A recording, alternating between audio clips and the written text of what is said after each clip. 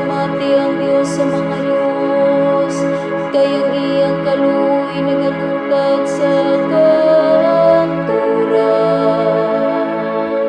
Pasalamati ang Ginoo sa kaginuohan, kayang iyang kaluoy nagalungkad sa kahangturan.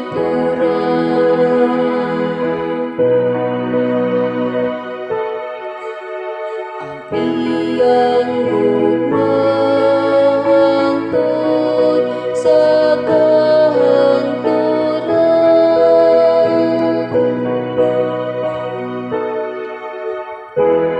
nga nagauna sa iyang katawan, lakas sa kamingawan.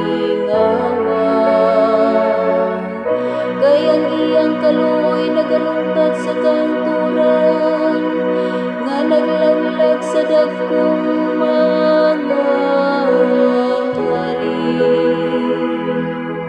Kayang iyang kaluoy nagalungkad sa kanturan, ug nagpatay sa gamanang mga hari.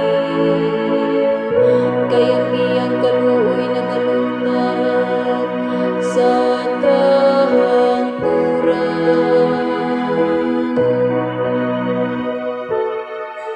Ang iyang gugmahangtod sa kahangturan,